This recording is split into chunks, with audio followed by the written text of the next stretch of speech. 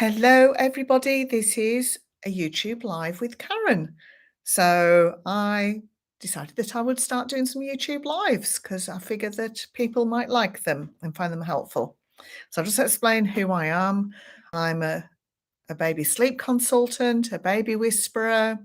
I've been a baby sleep consultant for over 20 years.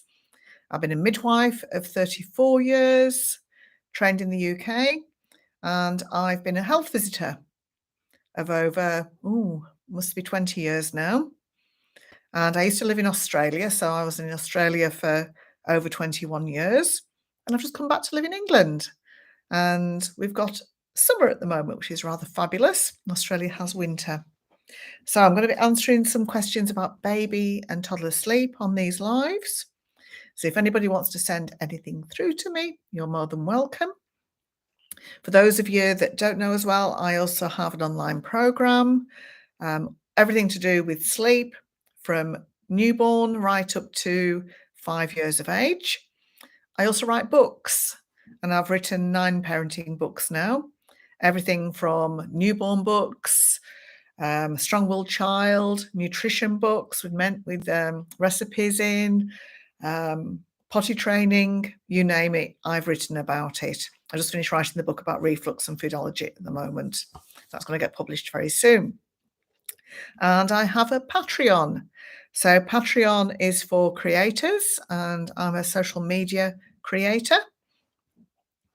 And I regularly do live videos. I've been doing them for the last, 5 years, 10 years, something like that. Feels like godzillion years, where I answer people's questions live. And in this Patreon, that's what I'm going to be doing. So I'm going to be linking YouTube up with Patreon. So I'll give you an example of a type of question that I answer. So this one came through from a mum called Erin. And she says, "Hi, Karen, I hope you're feeling well and life has been treating you kindly." It has, thank you, Erin. Luca, 6 months next week, self-settles beautifully at bedtime, placed into the cot after bath, feed and book. I say good night and before and leave the room, a dream. He will sleep for 4 to 5 hours, then wake. I feed him, then place him back in the cot awake. He self-settles easily, off to sleep again. Great. However, for the rest of the night, he will wake hourly or 2 hourly. Eek.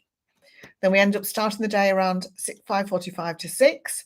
The room is warm. He wears merino, 3.5 tog or 2.5 tog. Room is dark and white noise is on. He will not self-settle in the day. I'm holding him to sleep, then transferring.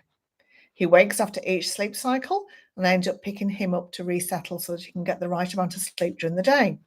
This is usually successful. Then I transfer him back to the cot.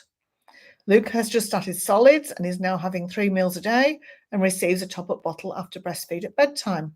I am lost. I can't work out the day sleeps. How can he do it at night and not in the day? He's just coming good after his 4th sickness over the past 3 months. Any help would be so greatly appreciated. Thank you, Karen. Alrighty. So the main issue that Erin's got here is that a baby's not self-settling. And he's settling easy at night time because the cortisol are always lower at night than what they are in the day. So I'm going to introduce you to the hierarchy of soothing. This hierarchy of soothing is out of a psychology textbook. Everything on this list, apart from the top one, is trouble if you do it for more than a week after 4 months. So you've got self-soothing and you've got voice to soothe. So if you went in every time you woke and said, "It's okay, Luca, mummy's here," that would create a sleep problem. Seems really innocent, but it's not. Then you've got touch and been next to, touch, voice and been next to. Then you've got rocking and patting, which everybody does in Australia. It's not self-settling, causes big sleep problems. Then you've got holding to sleep, which is where Erin's at. Then you've got holding to sleep, dummy pacifier, feeding to sleep. So all these things are trouble if you do them for more than a week after 4 months to calm your child. Now, can I just go into settling?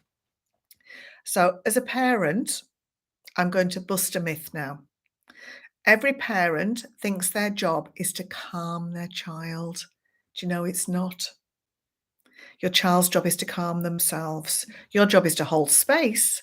And I want to explain what holding space is. This is where everybody comes unstuck. So every parent wants to do, do, do, do, do. They like to intervene and help and do and make it a physical calming down. What you need to do is holding space, which is an emotional calming down, which is about being present but doing nothing.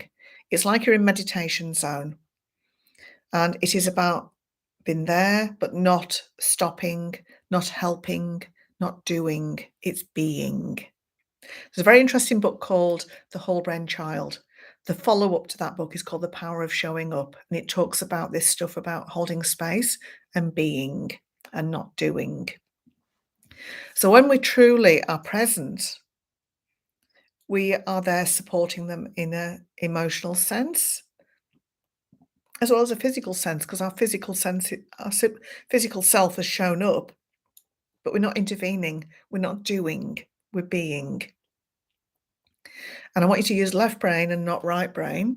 So left brain is analytical and logical, right brain's emotional. We must not use emotion with this. Once we park our thoughts in the cot and what we're saying to Luca is, there's something wrong, you need my help. And then we create learned helplessness, and that creates big trouble, does that? Because then it says to Luca, you need my help, you cannot do this yourself. And a baby has to be, has to have this practice on a regular basis to be able to emotionally and physically self-regulate.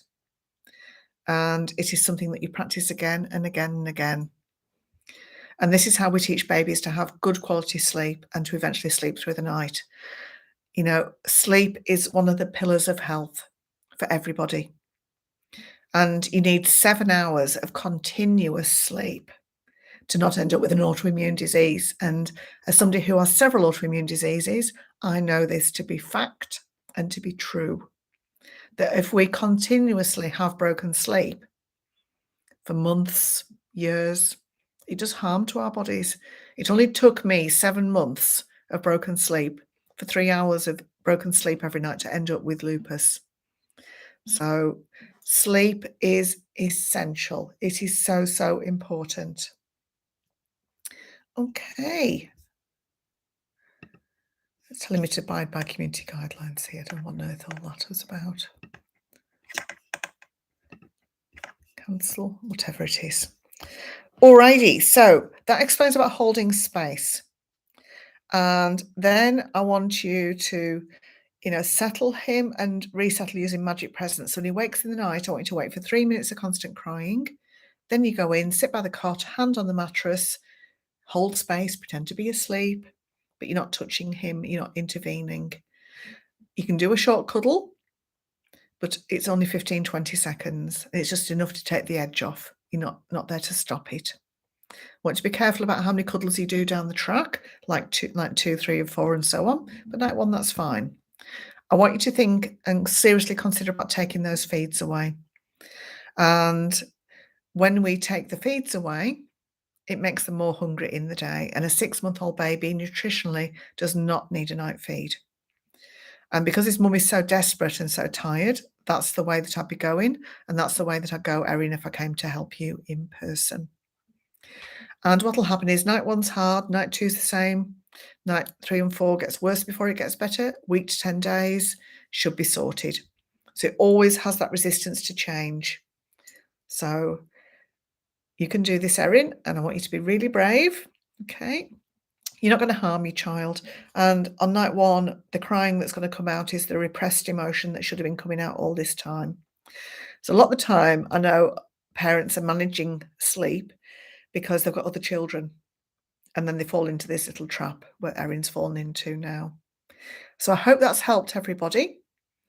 And I can't wait to hear how Erin goes. So I'll give you a little update next time I do a live. So bye from Karen.